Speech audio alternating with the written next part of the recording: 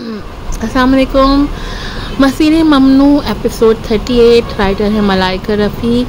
अयान ने दोबारा नीचे देखकर तबसरों को पढ़ना शुरू किया। जब वो जवान था तो ज़मरुद की गद्दारी ने उसकी पूरी दुनिया को तोड़ कर रख दिया था। बाद में जब ज़मरुद ने इतने बाजे बजा रहे हैं ये। बाद में जब ज़मरुद ने बच्ची को जन्म दिया तो उसने फैसला कर लिया कि वो अपनी बाकी ज़िंदगी में उसे दोबारा कभी नहीं मिलेगा। यहाँ तक कि जब उसने ये सुना कि पाशा उसकी बेटी को वापस घर ले आए तब भी उसने बिल्कुल तवज्जो नहीं दी। लेकिन उसे ये उम्मीद नहीं थी कि वो लाइव स्ट्रीम में उस शख्स को देख लेगा जिससे वो दानिस्ता तौर पर गुरेज कर रहा था। वो असल में सिर्फ एक नज़र डालकर लाइव स्ट्रीम से बाहर निकलने का सोच रहा था, लेकिन अब वो ऐसा नहीं कर सका। किसी ने ज़मरुद की बेटी को तंग करना शुरू कर दिया था। वो ये सब खामोशी से कैसे बर्दाश्त कर सकता था। उसकी भवें सख्ती से सिमट गईं। पाशा विला के दाखिली दरवाजे पर रुखसाना और कैमरामैन हैरानी से परवीन को देख रहे थे। जब काजिम ने अपनी बेटी का जिक्र किया था तो उसने उसे एक सुस्त, मोटी और शादी से पहले हामला होने वाली लड़की करार दिया था। इसलिए उन्होंने यही सोचा था कि मोहतरमा परवीन यकीनी तौर पर कोई बदसूरत या सख्त मिजाज खातून होंगी, लेकिन हकीकत उसके बिल्कुल बरक्स थी। वो तो एक निहायत साफ सुथरी खूबसूरत नौजवान थी।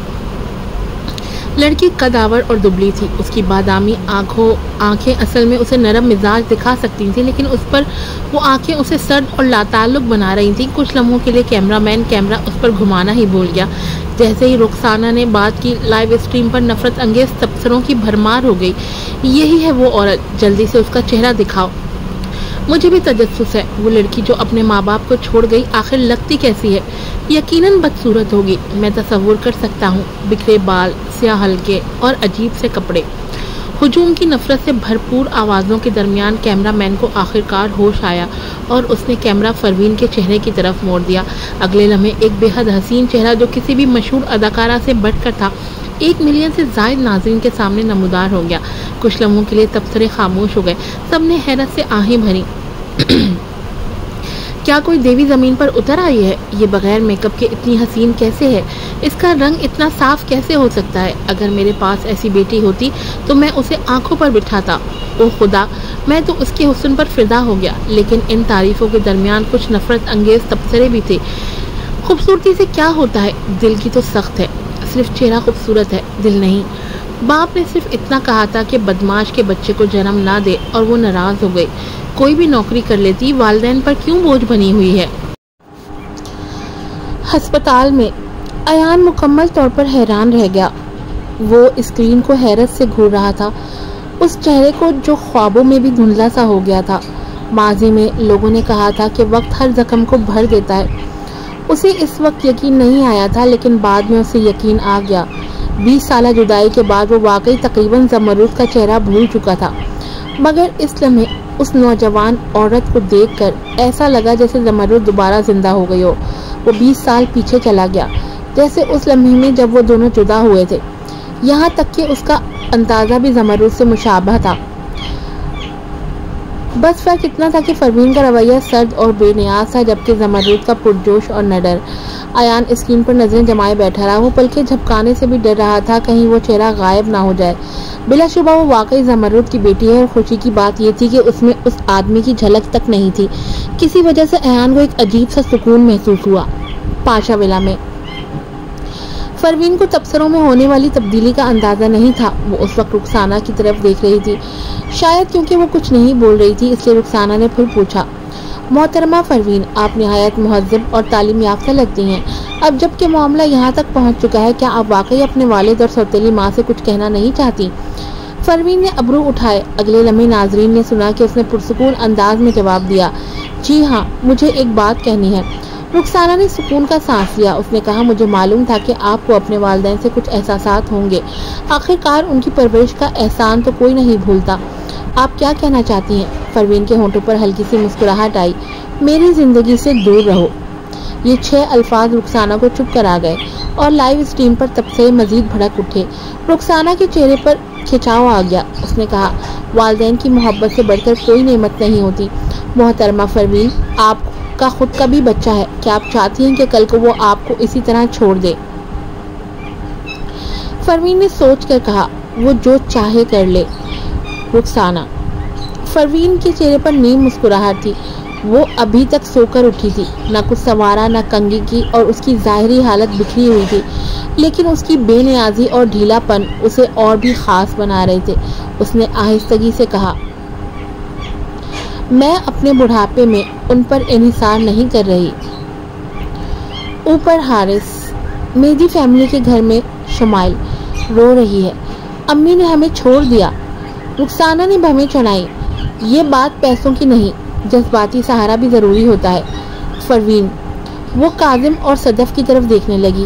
ओह, तो आपको सिर्फ जज्बाती सहारा चाहिए? काजिम फौरन बोला, यकीनन, लेकिन बच्चे अभी जवान हैं, उन्हें कामयाब होना चाहिए। मैं हर वक्त उनका वक्त नहीं ले सकता। और तुम्हारी सौतेली माँ और मैं बूढ़े हो चुके हैं, हमारी सेहत ठीक नहीं। हमने तिबी मुआयना करवाना था, लेकिन तुम और तुम्हारी बहन ने सारा पैसा खर्च कर दिया। परवीन हंस दी। आखिरकार तुम्हें फिर भी पैसे ही चाहिए ना? काजिम फौरन बोला, ये मांग नहीं है, ये तो तुम्हारी जिम्मेदारी है। उसी लम्हे दरवाजे पर हलचल हुई। चंद पुलिस वाले अंदर दाखिल हुए। आगे वाला अफसर निहायत वजीह, सीधे कामत का और उकाब जैसी आंखों वाला शख्स था। उसने अंदर आकर परवीन को देखा और पूछा, क्या किसी ने पुलिस को इतला दी थी? मेलिसा आगे बढ़ी और बोली, जी, मैंने, ये लोग हमारी इजाज़त के बगैर घर में दाखिल हुए हैं। बराहे करम इन्हें बाहर निकाल दें। अफसर ने सूरत हाल का जायजा लिया और फिर बोला, बराहे करम जगह खाली करें, वरना हमें इख्तियारात इस्तेमाल करने पड़ेंगे। रुखसाना के चेहरे पर फिक्र छा गई। शायद हमें किसी और दिन आना चाहिए, लेकिन काजिम जानता था कि अगर आज कुछ ना हुआ तो आइंदा भी कुछ नहीं होगा, इसलिए वह जोर से चीखा, अफसर साहब, मैं भी एक रिपोर्ट दर्ज करवाना चाहता हूँ। मेरी नाफरमान बेटी हमारा खर्च उठाने से इनकार कर रही है। पुलिस वाले ये सुनकर चौंक गए। उन्होंने पूछा, अभी पुलिस को फ़ोन किसने किया था? मेलिसा बोलने ही वाली थी कि सदफ रोना शुरू हो गई। उसने कहा, अब जबकि आप लोग यहाँ आ चुके हैं तो बराए करम हमारी मदद करें। काजिम और मैं उसके वालिदैन हैं, मगर वो हमें मानने से इनकार कर रही है। पाशा खानदान ने हमारी बेटी को हमसे छीन लिया है। पुलिस वालों ने तेवरी चढ़ाई और दोबारा पाशा खानदान की तरफ देखा। वो बोले, ये क्या मामला है? मगर परवीन ने फौरन जवाब नहीं दिया। वो उस पुलिस ऑफिसर को घूर रही थी जो टीम का सरबराह लगता था। उसकी पुलिस वर्दी, अकड़ा हुआ कद और पुरजोश अंदाज उसे एक तलवार की मानंद जाहिर कर रहा था। परवीन को महसूस हुआ कि वो आम इंसान नहीं है। अगरचे बाकी पुलिस अफसर भी पेशेवराना अंदाज में खड़े थे, मगर उनमें और उस टीम लीडर में ज़मीन आसमान का फर्क था। वो लीडर किसी ऐसे सिपाही की मानंद था जो मैदान जंग से होकर आया हो। उसके चेहरे पर संजीदगी और मजबूती थी। उसकी मौजूदगी ही काफ़ी थी कि बाकी सब उसके ताबे दिखाई देते। किसी ने कहा, कैप्टन फरशाद, लगता है ये खानदानी मामला है, ज़रा समझा बुझाकर निपटा लिया जाए तो। मगर वो बात पूरी भी नहीं कर पाया था कि कैप्टन फरशाद ने माथे पर बल डाल लिए, जिस पर वो पुलिस वाला फौरन खामोश हो गया। ये देखकर काजिम फौरन चिल्लाया, जनाब, क्या औलाद पर फर्ज नहीं बनता कि वो अपने बूढ़े वालिदैन का सहारा बने? फरशाद ने खामोशी से मगर मजबूत लहजे में जवाब दिया, जी हाँ, बनता है। काजिम ने बात जारी रखी, तो अगर औलाद अपना फ़र्ज अदा ना करे तो क्या मैं पुलिस रिपोर्ट दर्ज करा सकता हूँ? फरशाद ने परवीन की तरफ देखा और निगाह नीचे करते हुए कहा, जी, कर सकते हैं। काजिम ने फौरन परवीन की तरफ इशारा करते हुए कहा, ये मेरी बेटी है, मगर ये हमें मानने से इनकार कर रही है, इसका क्या किया जाए? जनाब, क्या इसे थाने ले जाकर समझाया नहीं जा सकता? कैप्टन फरशाद के चेहरे पर संजीदगी और अदल झलक रहा था। उसने एक तरफा बात सुनकर फैसला नहीं किया, बल्कि परवीन की तरफ मुतवज्जा हुआ। आप क्या कहना चाहती हैं? परवीन को ये कैप्टन फरशाद कुछ अजीब सा लगा। उसने नजरें झुकाई और आहिस्ता लहजे में कहा, ये दुरुस्त है कि बच्चों को अपने वालिदैन की खिदमत करनी चाहिए। काजिम ने सुख का सांस लिया। लगता था कि परवीन आखिरकार डर गई है और अब सर झुका रही है। काजिम ने दिल ही दिल में फातिहाना हंसी हंसी। सदफ ने भी सुख का सांस लिया। वो तो वैसे भी डरी हुई थी कि कहीं पाशा खानदान ताकत का इस्तेमाल न करे। उसने मुस्कुरा कर कहा, यही बेहतर है परवीन, तुम्हें ऐसे ही सोचना चाहिए था। रुखसाना ने भी इत्मीनान का सांस लिया। उसने कहा, तो फिर आइए बैठकर बात करते हैं कि फरवीन अपनी औलाद होने का क्या हक अदा करेगी। सब कुछ आज ही तय हो जाए तो बेहतर होगा। मलिसा और जावर भी हैरान थे कि फरवीन ने एकदम झुकने का फैसला कैसे कर लिया, मगर चूंकि ये फरवीन का फैसला था इसलिए वो उसका एहतराम करते थे। काजिम और सदफ एक दूसरे को देखकर मुस्कुराए और दरवाजे की तरफ बढ़े, मगर जैसे ही वो अंदर दाखिल होने लगे फरवीन ने रास्ता रोक लिया। उसके होठों पर हल्की मुस्कुराहट थी। आप दोनों अंदर नहीं जा सकते। काजिम और सदफ हैरान रह गए। रुखसाना भी हैरान हो गई। उसने पूछा, क्या मतलब है इसका फरवीन? क्या अभी अभी तुमने नहीं कहा कि बच्चों को वालिदैन का सहारा बनना चाहिए? क्या तुम फौरन अपनी बात से पलट गई हो? फरवीन ने नजरें झुकाई और आहिस्तगी से जवाब दिया, जी हाँ, वालिदैन का सहारा बनना चाहिए, मगर ऐसे लोगों का क्यों सहारा बनूं जो मेरे साथ खून का रिश्ता ही नहीं रखते। ये सुनकर काजिम की आंखें फटी की फटी रह गई। सदफ भी दंग रह गई। वो हैरानी से काजिम को देखने लगी। ये क्या कह रहे हो? क्या कह रही है फरवीन? काजिम ने गड़बड़ा कर कहा, तू झूठी है, सिर्फ हमारे खर्चे से बचने के लिए झूठ बोल रही है। तू मेरी ही बेटी है। फरवीन ने मजीद कुछ कहने की बजाय अपने मोबाइल से DNA रिपोर्ट खोली और सीधा काजिम के चेहरे के सामने कर दी। काजिम का मुंह खुला का खुला रह गया। उसके दिमाग में वो लम्हा गर्दिश करने लगा जब कल रात पाशा के घर से निकलते वक्त उसके सर से बाल जोर से खींचे गए थे। क्या वाकई उस वक्त? नहीं, वो तस्लीम नहीं कर सकता था। उसने चीख कर कहा, ये रिपोर्ट जाली है, ये रिपोर्ट झूठ है। फरवीन ने उसकी बात का जवाब न दिया। वो रुखसाना की तरफ मुतवज्जा हुई और कहा, रुखसाना, तुम एक रिपोर्टर हो, तुम्हें तो Z&S लेबोरेटरी के बारे में जरूर पता होगा, है ना? Z&S दुनिया की सबसे मोतबर DNA लैब थी और सबसे बढ़कर वो एंटी की जाती मिल्कियत थी। रुखसाना ने रिपोर्ट पर लैब का लोगो देखा और फौरन काजिम की तरफ देखने लगी। अस्पताल में अयान पूरे वक्त लाइव स्ट्रीम देख रहा था। जब फरवीन ने कहा बच्चों पर वालिदैन का हक होता है तो उसके होठों पर तलखी भरी मुस्कुराहट आ गई। आखिरकार वो सिर्फ जमरुद की बेटी थी, किसी और के साथ पैदा हुई। वो बस उस जैसी दिखती थी मगर उसी की बेटी नहीं थी।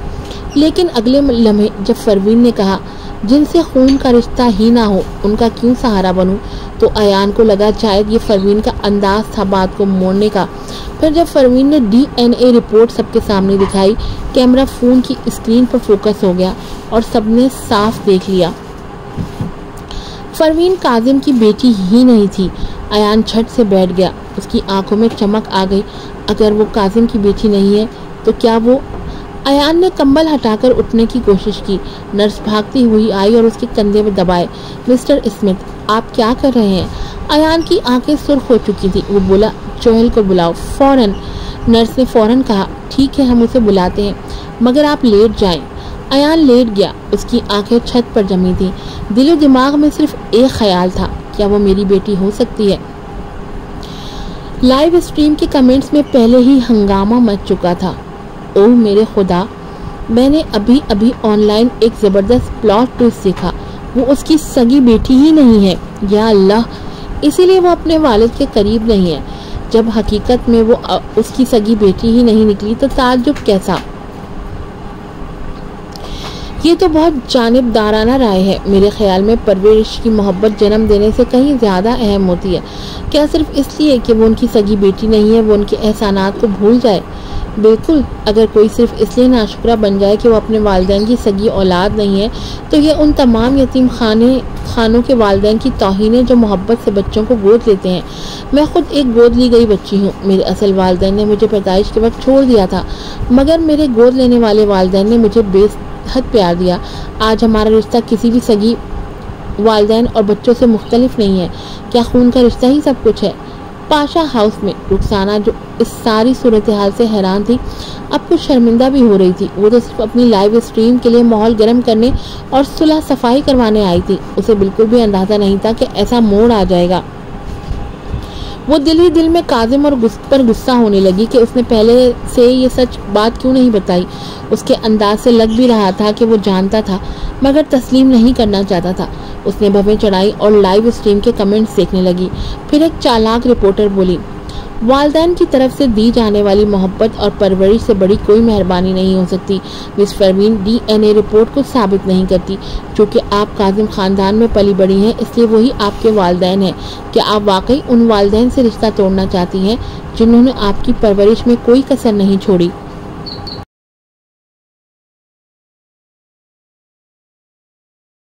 ये सुनते ही सदफ फौरन मुतहर्रिक हो गई। उसने जाने कहाँ से रुमाल निकाला और आंखों पर रखकर रोना शुरू कर दिया।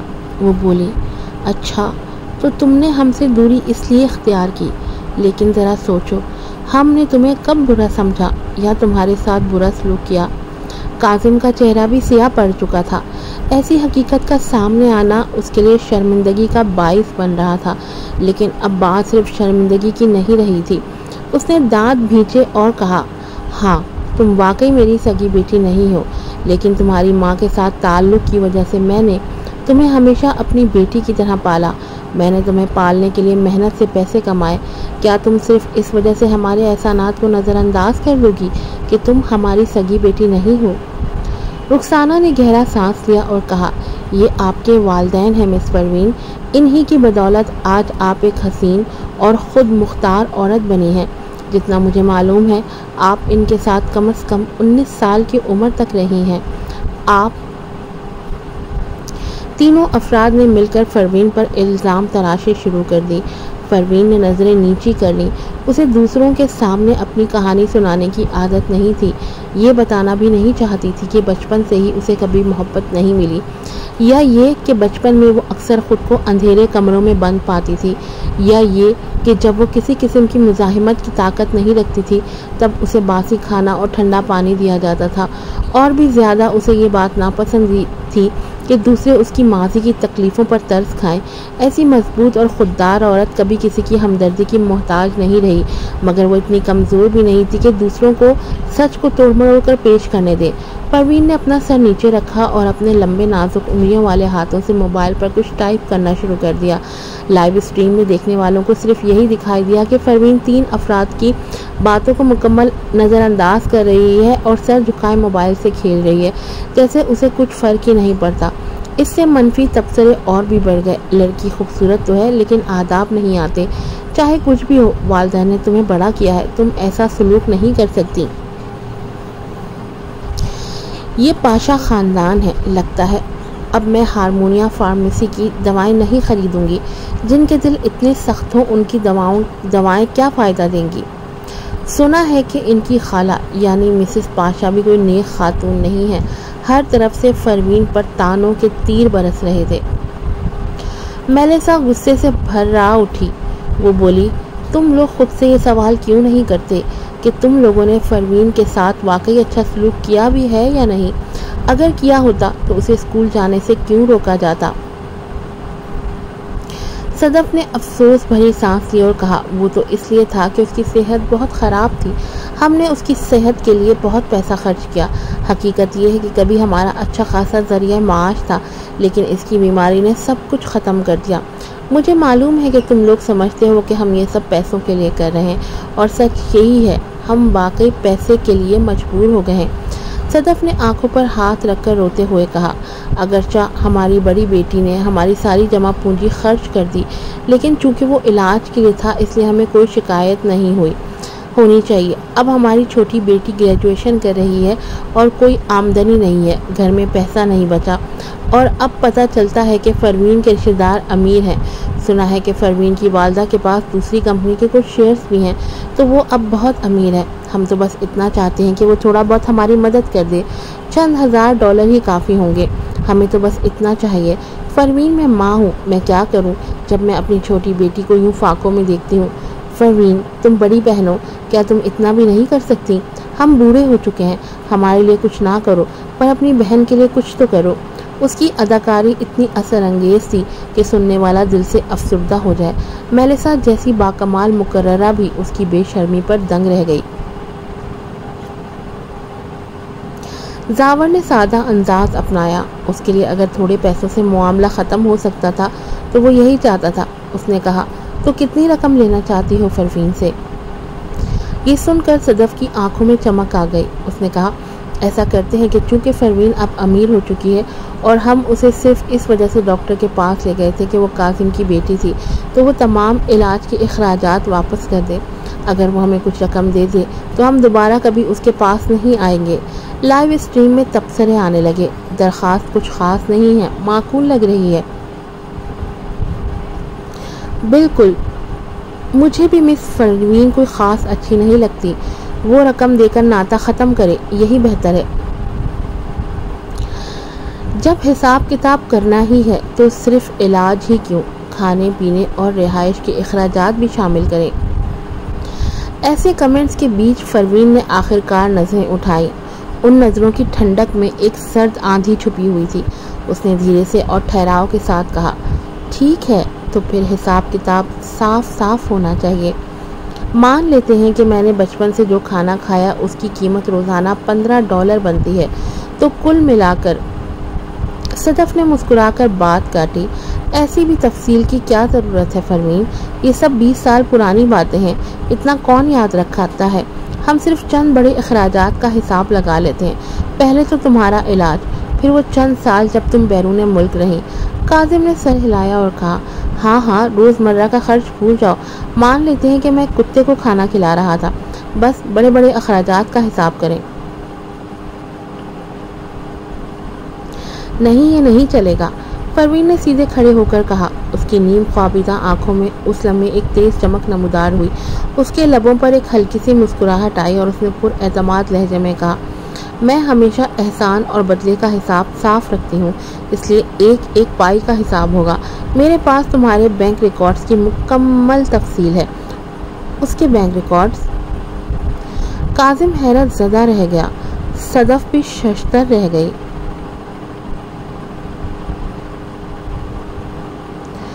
अगले ही लम्हे काजिम तंजिया अंदाज में हंसा, क्या तुम खुद को बैंक का मुलाजिम समझती हो? तुम हमारे बैंक रिकॉर्ड्स कैसे हासिल कर सकती हो? परवीन ने उन दोनों को नज़रअंदाज किया और मेलिसा की तरफ देखा, फिर कहा, आंटी मेलिसा, घर पर प्रिंटर ने ये पहले ही छाप दिए हैं, बराए करम किसी को भेजें ताकि वो उन्हें ले आए। प्रिंटर? उसे याद नहीं कि परवीन ने कंप्यूटर पर कुछ किया हो, लेकिन उसने इस बारे में कुछ ना कहा और आया के साथ ऊपर चली गई। 1 मिनट के अंदर वो दोनों एक मोटी सी दस्तावेजात की गड्डी लेकर नीचे आ गई। परवीन ने उसमें से कुछ सफ़ात निकाले और रुखसाना को दिए। उसने कहा, ये ख़ानदानी आमदनी की तफसीलात हैं। रुखसाना चौंक गई, मगर उसने फिर भी कागजात ले लिए। उन पर बैंक अकाउंट में गुज़िश्ता बरसों के दौरान मौसूल होने वाली आमदनी की तफसील छपी हुई थी। हर माह फार्मास्यूटिकल्स कंपनी की तरफ से एक मखसूस बैंक अकाउंट में रकम मुंतकिल होती थी। ये रकम सालाना तकरीबन $50 लाख बनती थी और ये अमल पिछले 25 सालों से बिला रुकावट जारी था। सबसे अहम बात ये कि ये आमदनी का वाहिद ज़रिया थी जो काजिम ख़ानदान के तमाम बैंक रिकॉर्ड्स पर आती थी। रुखसाना हैरत ज़दा रह गई। इसका मतलब क्या है? परवीन के होंठों पर एक मुस्कुराहट उभरी। उसने जवाब दिया, आइडियालीन फार्मास्यूटिकल वो कंपनी है जो मेरी वालदा की मिल्कियत थी शादी से पहले। काजिम गुस्से से बोला, शादी के बाद वो हमारी मुश्तरका जायदाद बन गई थी। रुखसाना हक्का बक्का रह गई। उसने कहा, यानी आपके पूरे ख़ानदान की आमदनी आपकी बीवी की छोड़े हुए कंपनी से आती है? तो फिर मिस्टर और मिसेस मेहर काजिम, आप दोनों उस कंपनी में कौन से ओहदे पर फाइज हैं? चूँकि सारी आमदनी उस कंपनी से आती थी, इसलिए रुखसाना ने लाशऊरी तौर पर फ़र्ज़ कर लिया था कि दोनों वहाँ काम करते हैं। लेकिन जैसे ही उसने सवाल किया, काजिम और सदफ के चेहरे शर्मिंदगी से सुर्ख हो गए। परवीन ने मुस्कुराकर कहा, ओह, ये दोनों ये कंपनी में किसी भी ओहदे पर नहीं है, क्योंकि मेरी माँ ने कंपनी को चलाने के लिए एक पेशावर मैनेजर मुकर्रर किया था। रुखसाना हैरत ज़दा रह गई। परवीन ने काजिम और सदफ की तरफ देखा और कहा, आप दोनों दावा करते हैं कि आपने बड़ी मेहनत से पैसे कमाए ताकि मेरी परवरिश कर सके, तो क्या बता सकते हैं कि इन बरसों में आपने कितने पैसे कमाए हैं? उसके अल्फाज ने काजिम को शर्मिंदा कर दिया। सदफ हकलाती रही लेकिन कुछ कह न सकी। काजिम गुस्से से चिल्लाया, मैंने कहा ना, वो मुनाफा हमारी मुश्तरका मलकियत है। क्योंकि तुम्हारी माँ और मैं शादीशुदा थे तो वो मेरे हैं। परवीन मुस्कुराई और बोली, अगर मैं ठीक याद कर रही हूँ तो मेरी माँ ने कंपनी मेरे नाम छोड़ी थी। मेरे बालिग होने तक कंपनी मैनेजर के जरिए चलाई जानी थी और मुनाफा मेरे सरपरस्त को मुंतकिल किया जाना था, यानी आपको। लेकिन अब कंपनी मुकम्मल तौर पर मेरी है। ये सब पहले ही तय हो चुका था। मैनेजर ने उसे कबलस शादी मुआहदा काफ़ी पहले दिखा दिया था। अगरचे परवीन अब भी नींद में लग रही थी, उसकी बातें ठोस और मुदल्लल थीं। उसने रुखसाना की तरफ देखा और कहा, लिहाजा इनका ये दावा कि इन्होंने मेरी परवरिश के लिए मेहनत की मुकम्मल तौर पर बेबुनियाद है। लाइव स्ट्रीम देखने वाले भी हैरान रह गए। ओह खुदाया, तो ये सब अरसा से परवीन की माँ के पैसों पर ऐश कर रहे थे। ये क्या है? क्या इसने अपनी बीवी के घर दामाद बनकर जिंदगी गुजारी? 25 साल तक बगैर काम किए हर साल $50 लाख। वाह, इतना पैसा खर्च किए कैसे किया जाता है? ये प्लॉट ट्विस्ट तो होश उड़ा देने वाला है। पाशा के घर में काजिम के दांत भींच गए। सदफ ने गर्दन अकड़ाते हुए कहा, तब भी हमने तुम्हें पाला है, सारा मुनाफा तुम पर खर्च किया। पैसा सब कुछ नहीं होता। बच्चे की परवरिश में सबसे अहम चीज़ साथ देना और घर देना होता है। घर? परवीन के लिए ये लफ्ज़ एक मजाक था। वो हंसी और एक और मोटी फाइल रुखसाना को थमा दी। आप इन अखराजात की रसीदें चेक कर लें और ख़ुद देख लें कि इनमें से कितना मुझ पर खर्च हुआ।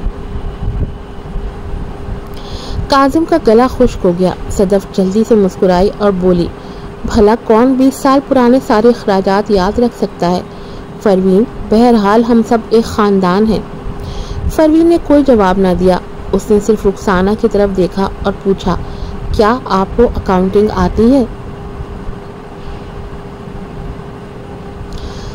रुखसाना ने जवाब दिया, जी हाँ आती है। किसी नामालूम वजह से अब वो कमज़ोर पोजीशन पर आ गई थी। वो तो रिपोर्टर थी, तनाज़ा सुलझाने आई थी, लेकिन अब लग रहा था जैसे किसी की असिस्टेंट बन गई हो। फिर भी उसने रसीदें निकाली और देखना शुरू कर दिया। हकीकी हिसाब लगाने में वक्त लगता, इसलिए परवीन ने मदद की पेशकश की।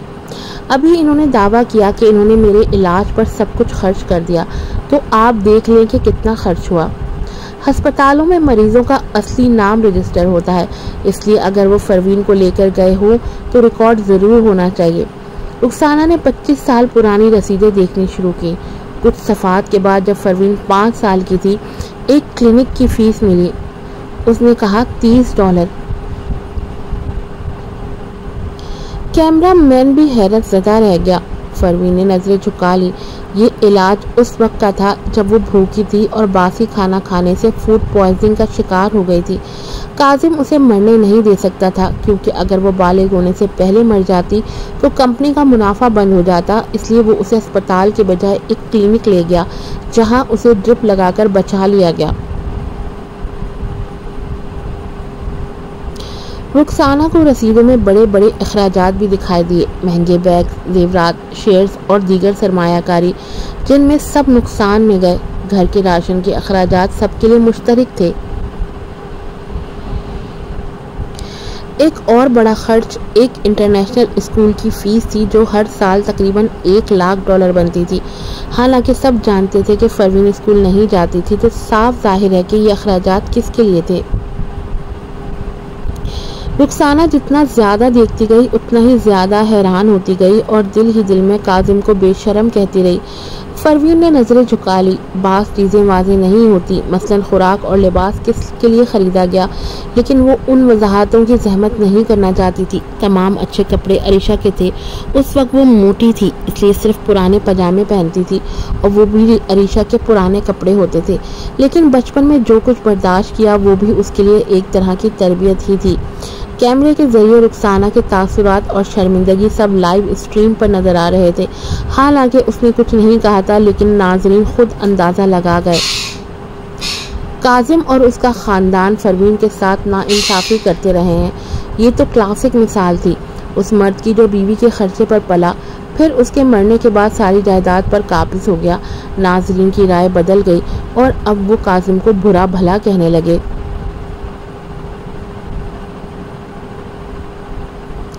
काजिम को भी एहसास हो गया। उसने सारे बहरूप उतार फेंके। परवीन को घूर कर चिल्लाया, तुम जानती हो मैंने तुम्हारे साथ बुरा सलूक क्यों किया? क्योंकि तुम्हारी माँ ने मुझे धोखा दिया था। उसने शादी से पहले ही बच्चा पैदा कर लिया था और मुझसे झूठ बोला।